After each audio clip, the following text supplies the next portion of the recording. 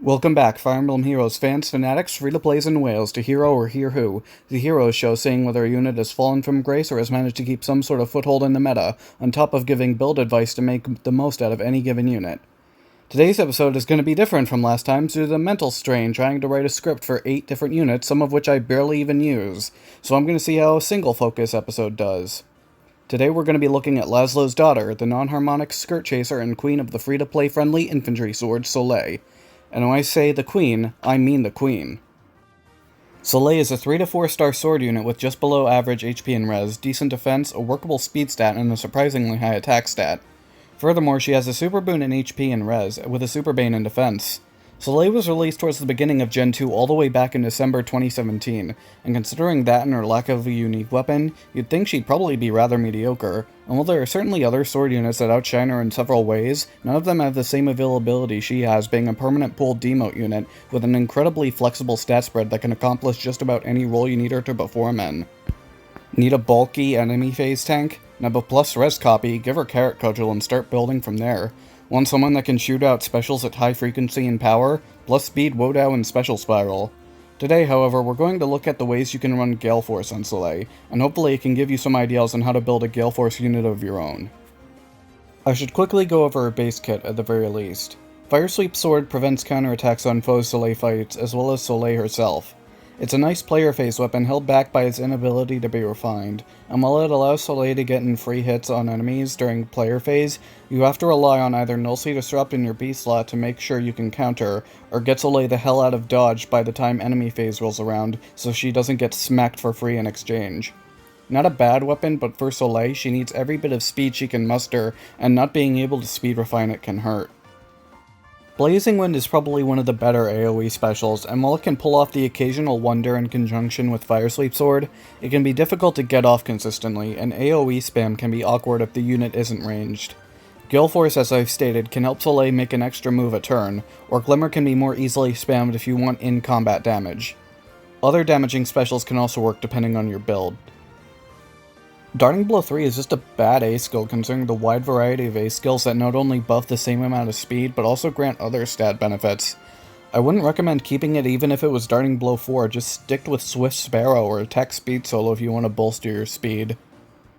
Drive Res 2 is a tolerable enough C skill. It helps support nearby allies with magic-based foes, but Distant Guard can cover almost all the same bases besides dragons, while also providing more res and providing defense for bow and dagger enemies. That said, if your goal is Gale Force, a smoke can do wonders at weakening your opponents for your second turn, and even if Gale Force isn't your goal, smokes are still an incredibly flexible tool that can debuff a majority of your enemies in one strike, crippling them for their next turns. Now that that's taken care of, let's look at Gale Force builds. The first build relies on Slaying Edge as the weapon, permanently lowering Gale Force's charge from 5 to 4. When combined with Flashing Blade Sacred Seal, Soleil will be able to activate Gale Force even on enemies that can't counterattack. And while one-shotting your opponent doesn't provide Gale Force, that could be said for just about every Gale Force build due to its inability to work with Special Spiral, as Gale Force activates after combat is over. With this build, you'll want to add on skills that can help bolster Soleil's speed as well as bulk if possible. Swift Sparrow is an excellent choice for just about every speed-based Gale Forcer, as the requirement is merely for it to be player phase. As for the B skill, I chose Null Follow-Up due to its negation of skills that prevent Soleil's follow-ups, though the option range is far from limited. Desperation can allow for completely avoiding enemy attacks, but only if you're already below 75% HP, and Null Speed Defense can help further lower enemy speed and also provide a damage boost. As for your C skill, it's also rather flexible, including Speed Smoke in order to guarantee follow-ups more often, Attack Smoke to lower damage from enemies on your second attack, Rouse Speed Def or Rouse Speed Res to provide more speed and bulk at the start of the turn, or Joint Drive Speed to support Soleil if she's close to an ally, while also supporting them during their turns. The upsides of this build mainly focus around having a free C slot. Having it as an open slot can benefit Soleil in several ways, and being able to freely Gale Force off of any opponent so long as you can deal a certain amount of damage helps greatly. However, limiting your weapon choice to Slaying Edge hurts Soleil's overall potential, as weapon effect is usually more valuable than your C slot unless you use it for ally support.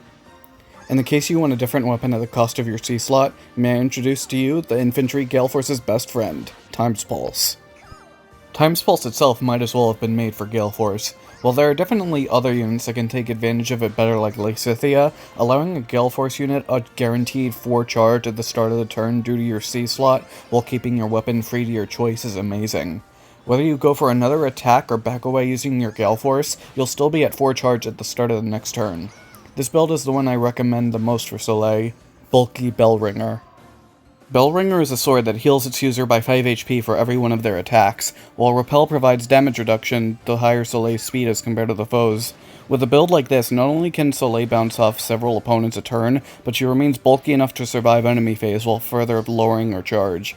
If you want a slightly more consistent way to lower damage against faster enemies, low attack speed is a solid alternative. Its only real weakness at that point is follow-up prevention or getting outsped. Even foes that Soleil doesn't deal that much damage to probably aren't dealing much back if they have lower speed. If there was any Soleil build I'd recommend, it would be this one. It's insanely fun to use and it can be extremely effective. That said, there is one more type of build I like to bring up, and that's the Brave Sword build. Rather than focusing on Soleil's speed, we take advantage of her pretty solid attack stat, focusing harder onto that with skills like Death Blow 4 and Heavy Blade. While the footage I'm showing uses plus speed Soleil with dull close, that's because I'm lazy, I don't have a plus attack Soleil, and I don't have the far superior or lull attack def that this build would make amazing use out of. The more clear-cut advantages to this build is that Soleil uses a Brave Sword, meaning she makes 2 attacks one after another, meaning if she kills not only is she in Gale Force range, she also takes no damage from the encounter. This build also avoids follow-up prevention, assuming you can 2-shot, though because of Brave Sword's low might, it can be harder to pull off against enemies that can attack stack during enemy phase. When it comes to allies, you couldn't go wrong with Legendary Azura or Annette, both of whom can buff Soleil's movement by 1 for the turn. Additionally, allies with Infantry Pulse can make sniping weaker targets that would normally get 1-shot viable targets for charging Gale Force for the first time during a map. If you're using Null Follow-Up, I'd also recommend bringing a healer, as, while Soleil can shut down effects like Worry Fighter and Aimer, it doesn't do much directly for her bulk. Also be sure to bring any green ally that can deal respectable damage to clean up blue foes that slow Soleil down. Additionally, watch out for enemies with Pulse Smoke, as if you fail to kill them, even if you fill your Gale Force charge by the end of combat, you'll be sent back to 1 charge and Gale Force will not go off. When it comes down to it, Soleil can be made into an incredibly capable unit due to her well-thought-out stat spread, as well as being a Gen 2 demote unit, meaning she gets an extra 5 Dragon Flowers compared to her Gen 3 and 4 comrades. Not to mention she's very easy to merge, making her potential very high. Is she the best Gale Force sword in the game? Probably not, considering Ellie would exist, and Blazing Durandal is just a busted weapon overall. But when it comes to being a flexible, well-rounded unit that also excels at using Gale Force, I couldn't recommend Soleil more.